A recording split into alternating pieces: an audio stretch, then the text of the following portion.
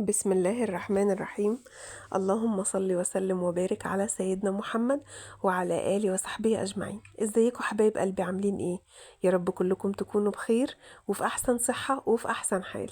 النهاردة إن شاء الله هنعمل مع بعض نجرسكو. أنا عايزة أقول لكم أنا عاملة النجرسكو دي في وقت قياسي، تقريبا قد وقت الفيديو، وكنت مستعجلة جدا جدا جدا، ودي بصراحة أكلة المستعجلين. زي ما انتوا شايفين معايا ربع كيلو بانيه، معايا بصلايه حلوه كده كبيره، نزلتها في شويه زيت، وطبعا حطيت التوابل ومكعب ماجي. اول ما حسيت ان البصل شرب من التوابل والريحه طلعت، ابتديت ان انا انزل عليهم ربع البانيه. طيب تقولي لي ممكن مثلا نستبدل البانيه بفراخ عندي مسلوقه كانت من امبارح او بايته؟ عادي، ممكن تستبدليه باي حاجه انت عايزاها. زي ما انتوا شايفين معايا شوية فلفل ألوان، وكمان مقطعة طماطمية كده، وهنزل بيهم بعد ما خلاص حسيت ان الفراخ، بصوا انا بوريكم اهو، خلاص اتشوحت تشويحة حلوة مع البصل.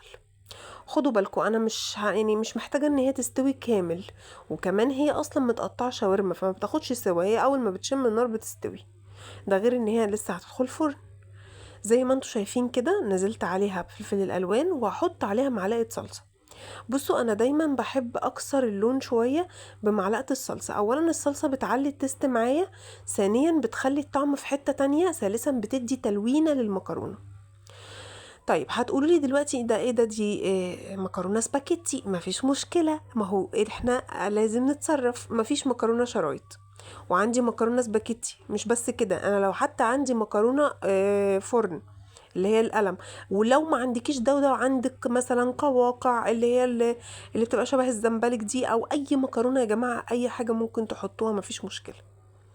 طبعا احنا عارفين ومتاكدين، وطبعا من اساسياتنا ان احنا نقدح الزبده مع السمنه قبل ما ننزل عليهم بالدقيق، ودي من اساسيات نجاح البشاميل.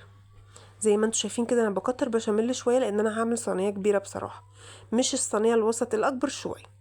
فدول معايا 6 معالق دقيق كبار، وطبعا حطيت سمنة على زبدة.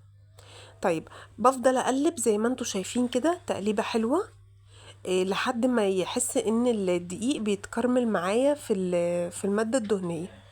هنزل عليهم بمكعب ماجي برضو قبل ما الدقيق يتحمر. زي ما انتوا شايفين كده ايدك تبقى فيه على طول. انا بدوب اهو مكعب الماجي عشان خاطر ريحته تطلع مع الدقيق. بصوا التركات دي والله العظيم بتفرق في الطبخ يا جماعة، وبجد فعلا بتخلي طعم أكلك حلو جدا. نزلت طبعا باللبن، واللبن كان فيه قشطة. بصوا شفتوا القشطة لما نزلت. هنفضل بقى نديله كده تقليبة. ده قد ايه لبن؟ ده كيلو لبن.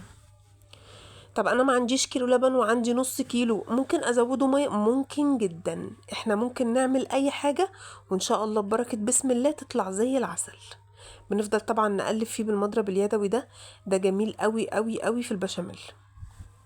زي ما انتوا شايفين كده تقليبه حلوه، عشان خاطر ما يبقاش فيه ولا فيه تكتلات ولا يكون مخرز. زي ما انتوا شايفين كده هنزل معاكم بنص كميه المكرونه. طيب المكرونه دي قد ايه؟ المكرونه دي تقريبا كده يعني نقوله كيس وشويه. يعني طبعا مش هتبقى كيلو مكرونه، دي تقريبا نص كيلو وشويه صغيرين. هننزل عليهم بكميه البشاميل، معلقتين كبار مثلا. هنديلها تقليبه كده. لازم طبعا، انا مش بحط في الصينيه من تحت اي ماده دهنيه، لا. البشاميل اصلا كفيل ان هو ما يخليهاش تلزق خالص، لان هو كله سمنه وزيت، زيت وزبده. بصوا انا كده وزعت عليهم معلقتين دقيق، معلقتين بشاميل. هبتدي بقى ان انا انزل معايا الخلطه بتاعتي او الحشوه بتاعتي. اقدر استبدل الحشوه دي بايه؟ مثلا لحمه مفرومه، في ناس ممكن تستبدلها بسوسيس، في ناس ممكن تستبدلها بصدق، في ناس تحط بسطرمه. يا جماعه اي حشوه بتمشي مفيش مشكله. وبصوا بسم الله ما شاء الله، والله ده ربع بانيه، بس طبعا نسمي الله كده، ربنا بيبارك في اي حاجه انت بتعمليها. وعندي شويه جبنه تركي مبشوره، بتعلي تست المكرونه جدا، اي حشوه في المكرونه بتعليها. هنزلها كده كلها عليها، وطبعا هحط شوية موتزاريلا. المفروض اني احط زيتون، بس طبعا انا اجباري عليا ما بحطش الحاجة اللي مش بياكلوها قوي. هما ساعات يحبوا الزيتون وساعات ما يحبوش. النهاردة طلبت معاهم مش عايزين زيتون. بصوا هما كانوا شوية كده صغيرين، وزعتهم وهبتدي بقى ان انا اقلب نص كمية المكرونة التانية في معلقتين بشاميل وانزل بيهم على الحشوة اللي انا عملتها. بصوا بسم الله ما شاء الله اللهم بارك. اهم حاجة حبايب قلبي ما تنسوش اللايك والشير، ونعمل اشتراك للقناة ونفعل زر الجرس عشان يوصلنا كل جديد. متشكرة جدا جدا جدا لكل حد بيدعمني، كل حد كده بيكتب كومنت حلو، وكل حد بيعمل لايك. ربنا يخليكوا ليا وما يحرمنيش منكوا ابدا، ودايما تفضلوا في ظهري، ودايما يا رب عيلتنا تكبر يوم ويوم. اهم حاجة يا حبايب قلبي ما تنسوش الاشتراك ده هو الدعم الاول والاخير ليا. زي ما انتوا شايفين مكرونتنا خلاص استوت، هنقطعها بقى. واحنا كلنا كنا جعانين لان دي اكلة المستعجلين، فهي معمولة قبل الاكل تقريبا ب10 دقايق. وبألف هنا وشفا حبايب قلبي على قلبكم. اهم حاجة ما تنسوش اللايك والشير، ونعمل اشتراك للقناة ونفعل زر الجرس عشان يوصلنا كل جديد. بصوا الجمال والحلاوة والطعام، بصوا الجمال، بسم الله ما شاء الله. ربنا يخليكوا ليا.